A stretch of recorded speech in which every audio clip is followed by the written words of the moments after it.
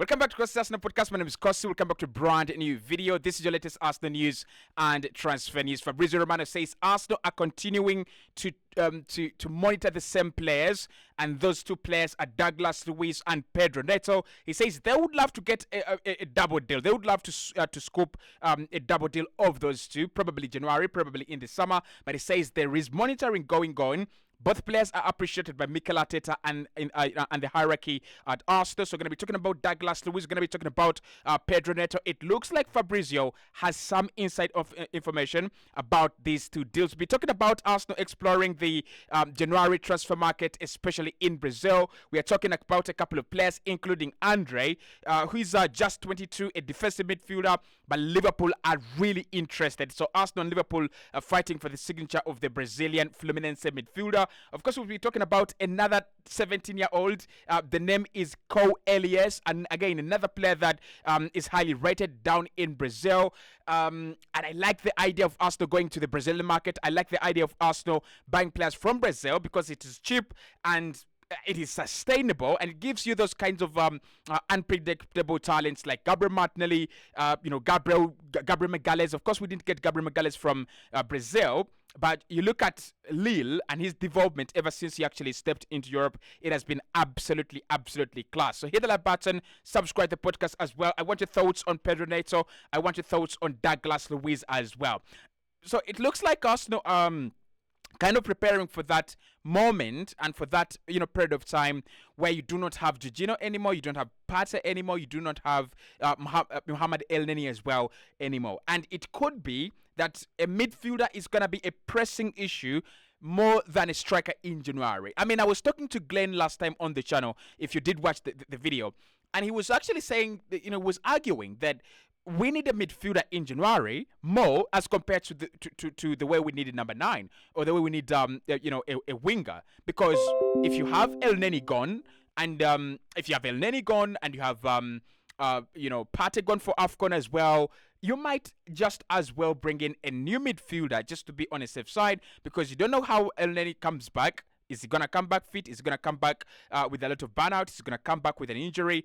Same goes with Thomas Partey. So I want your thoughts on Douglas Luiz, and I want your thoughts on Pedro Neto as well. Okay, let's get into the update. Let's start off with that big one from Fabrizio Romano. And Romano says that at the moment, his information shows that Arsenal are not actually gazetting and they're not monitoring any other new targets in the market. They're looking at similar players and they're tracking the same profile. They're tracking the same profiles they've been looking at for quite some time. And with to give an example, he said they would love to sign Pedro Neto, a player they've looked at for some time, a player they've actually appreciated for quite a while now, and they would also love to sign Douglas Luiz. Again, another player that Arsenal have tried to sign, another player that Arsenal have tried to get through the door, I think in 2021 and 2022 in the transfer markets respectively.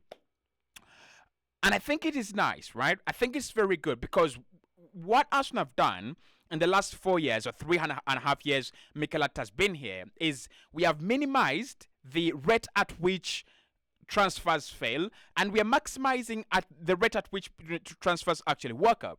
So you look at the number of players we've signed, especially for big money or reasonable amounts of money, and their success rate, it is actually very reassuring. So you look at Ben White, 50 million, he's a starter. You look at Martin Odegaard, 30 million, he's a starter and captain. Declan Rice is 100 million and a starter. Gabriel Jesus is a starter. Zinchenko is a starter. And all these players are success stories, including Ramsdale, Raya, and a couple of other players. So that shows you that Mikel Arteta and Edu are using a very clear tactic, which is you've got to look at a player for quite some time. You've got to look at a player with critical eyes and critical analysis. You look at the data, you look at how they play, you look at the test on the eye, you look at their analysis, and then you're like, okay, this is the guy. Now, for example, Douglas Luiz. I've already said that Douglas Luiz is not the kind of player that I would say replaces Thomas Partey. But he has always been the kind of player that fits into Mikel Arteta's system and what he wants to do and what he likes to do and how he likes to play. I mean, to be honest, I want you to look at Jorginho and look at Douglas Luiz. The difference between those two guys is the age difference and nationality. One is playing for, could play for Brazil, and the other is an international with with Italy. That's the difference, and probably because one is 33 and the other probably 31. Jorginho 32 and Douglas Luiz is just 24. But is a player that we've looked at, is a player that we've monitored for some time, and Mikel Arteta nearly signed him in the I think it was it in the summer of 2022 or in January 2022. I mean, I get confused there, right? But throughout last year, we tried to sign Douglas Luiz. He was among the top targets. He was among the players that Mikel Arteta had said, get me that guy. I do not care what you do. I do not care how you get the deal done. Get me that guy because he fits into the system and he fits into what I want to do. Look, with Dodgy, I think he's a good player. I think he's a good player. I've looked at him alongside Kamara at Aston Villa, and I think he's one of those players that have a lot to offer in midfield. He's got the legs to do box to box, and especially when Kamara is behind him. And then he's got that passing range. He's good on set pieces, free kicks and everything. And he's also very, very good when it comes to corners, right? We have seen him take corners right from, the corner kick spot into the back of the net. So that is how good this guy is. And probably wouldn't be that expensive. And this is where the problem is. So Douglas Luiz signed a new deal in 2022. It could keep him at the club until 2025 or potentially 2026. If Arsenal went in to sign Douglas Luiz, Aston Villa would be like, we are not interested. We are in Europe at the moment. We have some good money to take care of ourselves, and we also do not have any reason to sell. So can Arsenal then convince the player to join us? Can we convince the player to, potentially, put some pressure on Aston Villa? I think that is what we will be looking to do. That is what we'll be looking to do. And in my opinion, that is what we should be looking to do. Like, honestly, that is what we should be looking to do. And I like the idea of signing a midfielder in January. I really do. I think we have already suffered the consequences of not getting one twice in the last 2 years. When we tried to get to the UEFA Champions League in 21-22, it was Thomas Partey. He broke down, and when he broke down, we didn't have a player that could actually give us the energy, give us the legs, give us the ball carriage, and give us that kind of extra bit of creativity, and just shield that back four. And we suffered the consequences. Arsenal didn't go into the UEFA Champions League. Tottenham Hotspur eventually did. Last campaign, I am not going to say the midfield let us down, but I'm going to say in the last games, Thomas Partey was pretty much average, like really, really average. And that comes from burnout. That comes from the fact that we're playing a player who's, injury prone. I don't think Thomas Partey has ever been 100% fit ever since signing for Arsenal. I think he got his first injury, long-term recurring injury, during his medicals. I mean, what should we say? This guy has always been injured for Arsenal. Like, it's not even a question of if, it's a question of when does Thomas Partey pick up his injury. So Douglas Luiz, I think, is a very, very nice shout. The fact that we have scouted him, the fact that we're still looking at him, it shows that there is real conviction inside Arsenal and with Mikel Arteta and Edward as well, that they are looking at the right player, okay? If it was Tielemans, he would be at Arsenal right now. And the fact that we have let go of Tielemans and he's gone to Aston Villa and he's not even playing football ahead of Douglas Luiz and Kamara, it shows that Arsenal again made the right decision in not signing Yuri Tielemans and sticking for that, sticking to that period of time where you can eventually get Douglas Luiz. So, what's your thoughts on Dougie? Because again, Arsenal appreciate him, and when we appreciate a player these days, we can be, meaning to pay some good amount of money. Now, the other one, of course, is Pedro Neto. With Pedro Neto, we've talked about him on a couple of times on the channel. Arsenal really, really interested. And again, this is a deal, I'm really pretty much sure, this is a deal that Arsenal could get done in January. or we'll try to get it done in January. I'm not sure we'll get it done in January. I mean, it was slip of the tongue. I think we'll try in January, and we will initiate the initial steps to sign him in January. I think January for Arsenal these days is more of exploratory and setting of pace. So you remember in the January of 2022, what Arsenal did is they set Gabriel Jesus as the target, and we said Jesus is the man. We will get him, and hook or crook, we are actually gonna sign him. And I said, okay, Jesus from Man City, it might be difficult. But Arsenal did a very good job. They talked to the player. They agreed on the role. They agreed on what was going to what he was going to be offering the club, and what the club would offer in turn.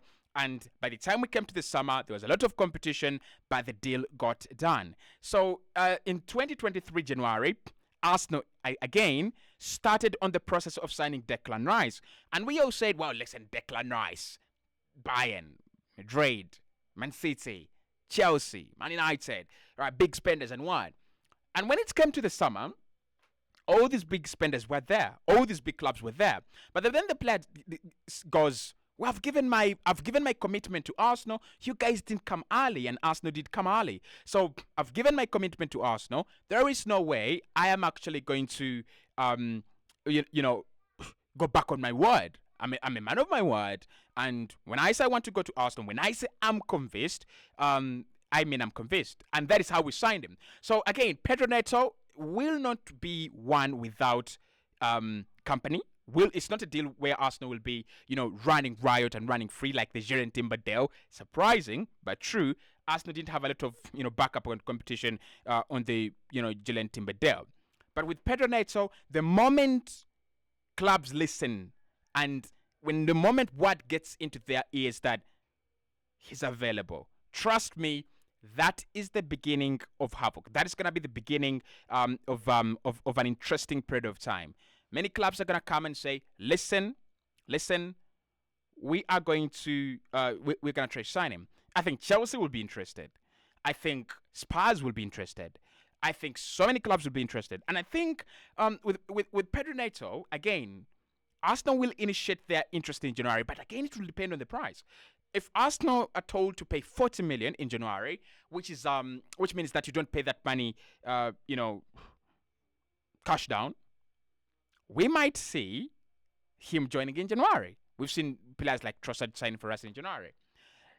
If he's around 50 million, and Wolverhampton Wanderers are saying you can give us 45, but in the summer, again, Arsenal will be patient, and then we can get Pedro Neto in the summer. So again, Fabrizio says that Arsenal continue to monitor these two players, the same players over and over and over again. Interesting, but also very, very true. Okay, the third player that Arsenal continue to monitor is Osmond Diamonde, 19-year-old centre-back at Sporting Lisbon in Portugal. Again, he's a player we've talked about on this channel, haven't we? And I've not done a tactical analysis or literally a breakdown of this guy and of these guys like I thought I would do during this international break. It was a little bit short. But Osmond Diamonde is a real good centre back, and with Jurgen Timber now more of a right back stroke left back, kind of feeler at Arsenal. It looks like Arsenal will be going for another centre back, and Osmond Diamonde, highly rated. So many clubs are interested in him. If Arsenal can get that deal done, we can wait to see what's going to happen, right? I will be waiting to see what this guy is going to become. We have already had success with William Saliba as a young centre back. It doesn't hurt. By this time, we know it doesn't hurt if you go out there and find a new young centre-back and groom them. It really doesn't hurt. Okay, finally, Arsenal looking at the Brazilian market for January and 2023 as well. Now, listen, I'm really surprised that with all the not merchandise really, with all the good deals flying around this Brazilian market, Arsenal have not actually grabbed one ever since we signed Gabriel Martinelli. Listen, Danilo has signed for Nottingham Forest. You have Vitor Roque signing for FC Barcelona, in which I think was one of the very, very good deals, in my opinion. And then you have Real Madrid signed one of the young prodigies in football, in Brazilian football, for around 70 million. I just forget the name of the boy. Is he called, Felipe or Felipe or something? So it means that the Brazilian market is a turn-to zone. It is a go-to zone.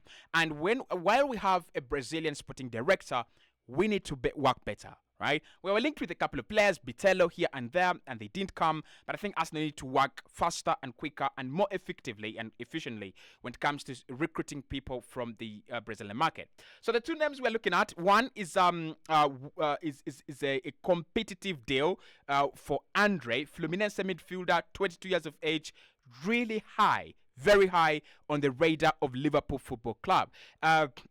Look, again, like I said, we want a midfielder, and therefore we are not going to be far away from the talk of Arsenal signing this one, Arsenal signing this one. But I think going down to the Brazilian market, try to bring in players that we can groom and eventually probably sell off to at a higher price, or even keep them for a very long period of time. That is something that would work for us. So 22 years of age, I expect a player to come in, can feature in the FA Cup, can feature in the Carabao Cup. By the time they're 24, 25, you can use them in the Premier League and they will be absolutely all right. The other player we are looking at is a winger, 17 years of age. He's called Cole Elias or Cal Elias. Again, Brazilian talent, highly rated. Arsenal are looking at him, and Edu is one of the people that are actually trying to track the young star. Okay, so that is the update this afternoon. I'll see you right in the next one. We'll be having the Arsenal Toto Exo show coming up very, very shortly, at exactly 10 p.m. See you soon.